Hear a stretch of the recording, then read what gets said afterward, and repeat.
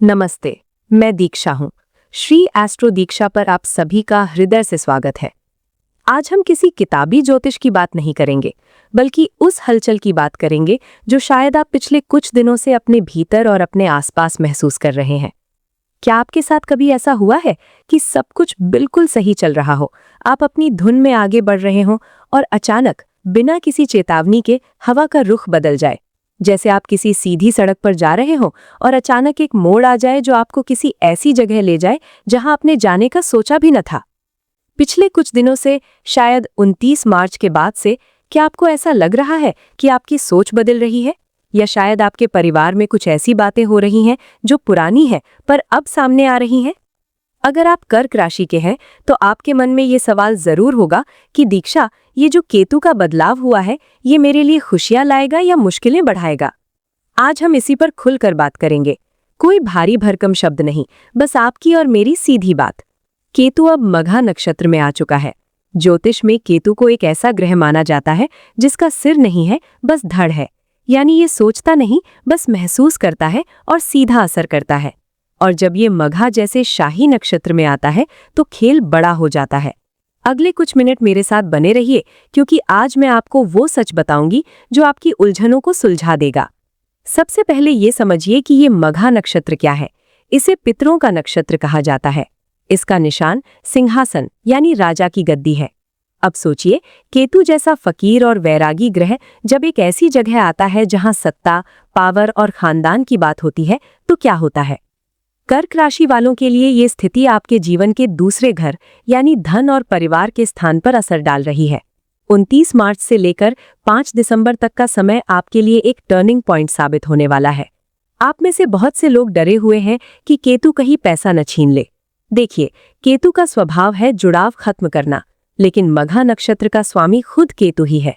जब कोई ग्रह अपने ही नक्षत्र में होता है तो वो बहुत ताकतवर हो जाता है। कर्क राशि वालों, आपको इस दौरान कहीं से अचानक पैसा मिल सकता है। ऐसा पैसा जिसके बारे में आपने उम्मीद छोड़ दी थी। हो सकता है कोई पुरानी पुश्तैनी जमीन का मामला सुलझ जाए या किसी पुराने निवेश से बड़ा रिटर्न मिल जाए। लेकिन एक बात का ध्यान रखें, केतु आपको भ्रम भी देता है। इस समय किसी के बहकावे में आकर बड़ा निवेश न करें। अगर कोई आपसे कहे कि रातों रात पैसा डबल हो जाएगा, तो वहां से तुरंत हट जाएं। ये धन की वर्षा तो कर सकता है, लेकिन सिर्फ उन्हें जो लालच में नहीं आएंगे। अगर आप नौकरी कर रहे हैं या बिजनेस में हैं, तो आपको लगेगा कि अब बहुत हुआ, अब मुझे कुछ अपना या कुछ अलग करना है। ऑफिस में शायद आपको वो सम्मान ना मिले जिसके आप हकदार हैं। इससे आप परेशान हो सकते हैं। पर याद रखिए, केतु यहाँ आपको ये सिखाने आया है कि आपकी असली वैल्यू क्या है। अगर आप अपनी स्किल्स पर काम करेंगे तो 5 दिसंबर तक आप किसी ऊंचे पद पर भी बैठ सकते हैं। जो लोग खानदानी काम से जुड़े हैं, उनके लिए ये समय बहुत अच्छा है। पुराने ग्राहकों से दोबारा जुड़ाव होगा, लेकिन नया पार्टनर बनाने से बचें। कर्क राशि के लोग स्वभाव से बहुत भावुक होते हैं। आप अपनों के लिए कुछ भी कर गुजरने को तैयार रहते हैं। लेकिन इस दौरान केतु आपकी वाणी यानी आपकी बोली पर बैठा है। आपकी एक छोटी सी बात घर में बड़ा विवाद खड़ा कर सकती है। आपको लगेगा कि आप सच बोल रहे हैं, लेकिन दूसरों को वो बात चुभ सकती है। घर के बड़े बुजुर्गों या पितरों से जुड़ी कोई बात सामने आ सकती है। अगर परिवार में संपत्ति को लेकर कोई पुराना झगड़ा है तो वो फिर से उभर सकता है। इसे शांति से सुलझाएं, क्योंकि केतु यहाँ आपको कड़वाहट छोड़कर शांति अपनाने की सीख दे रहा है। केतु का सीधा असर हमारे दिमाग और नसों पर होता है। कर्क राशि वालों को इस दौरान अकेलापन महसूस हो सकता है। भीड़ में रहकर भी आप खुद को अकेला पा सकते हैं। रात को देर तक जागना या अजीब से सपने आना सामान्य है। दूसरे घर में केतु होने के कारण खान पान का खास ख्याल रखें। बाहर का खाना आपकी सेहत बिगाड़ सकता है। योग और ध्यान को अपनी दिनचर्या का हिस्सा बनाएं। मेरे प्यारे कर्क राशि के दोस्तों, ज्योतिष हमें डराने के लिए नहीं, बल्कि हमें तैयार करने के लिए होता है। अगर आपके जीवन में इस समय थोड़ी उथल पुथल है, तो समझ लीजिए कि ये किसी बड़ी तामीर के लिए पुरानी नींव खोदी जा रही है। केतु का मघा नक्षत्र में आना आपको ये याद दिलाने आया है कि आपके भीतर आपके पूर्वजों की ताकत है। आप कमजोर नहीं हैं। जब भी आपको लगे कि आप हार रहे हैं, तो आंखें बंद करके अपने उन बुजुर्गों को याद करें जिन्होंने शून्य से शुरुआत की थी। ये समय डरने का नहीं, बल्कि खुद को पहचानने का है। दुनिया क्या कहती है, उस पर ध्यान देना बंद कीजिए। अपनी अंतरात्मा की आवाज सुनिए।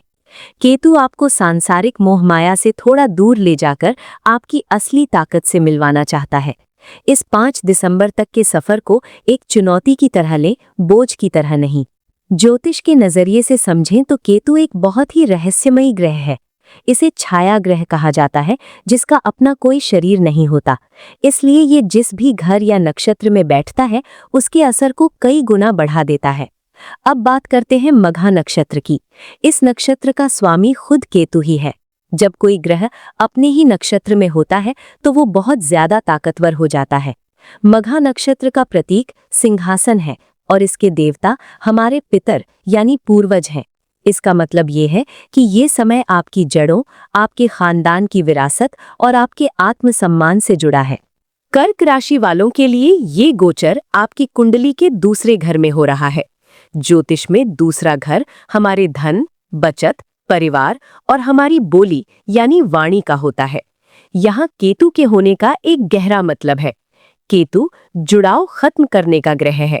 ये आपको सिखाने आया है कि धन और परिवार के मामले में आपको अपनी सोच बदलनी होगी। शिक्षा की बात यह है कि केतु यहाँ आपको फिल्टर करना सिखाता है। ये आपके जीवन से उन लोगों या उन आदतों को हटा देगा जो आपकी तरक्की में बाधा बन रही हैं। मघा नक्षत्र का सिंहासन आपको शक्ति तो देना चाहता है, लेकिन उससे पहले केतु चाहता है कि आप अपने अहंकार को त्याग दें। क्योंकि मघा पितरों का नक्षत्र है, इसलिए इस दौरान आपको अपने पूर्वजों के अधूरे कामों या उनकी सीख को याद करना होगा। अगर आप अपनी जड़ों से जुड़कर रहेंगे तो केतु का ये बदलाव आपको मानसिक रूप से बहुत मजबूत बना देगा। संक्षेप में कहें तो ये समय सिर्फ पैसा कमाने का नहीं, बल्कि ये समझने का है कि आपके संस्कार और आपका परिवार आपकी असली दौलत है। केतु का ये प्रभाव आपको दिखाएगा कि असली सुख बाहरी दुनिया में नहीं, बल्कि मन की शांति में है। अगर आपको लग रहा है कि केतु का असर नकारात्मक हो रहा है, तो ये आसान से काम जरूर करें। काले और सफेद रंग के कुत्ते को रोटी खिलाएं या उसकी सेवा करें। केतु को शांत करने का ये सबसे शक्तिशाली तरीका है।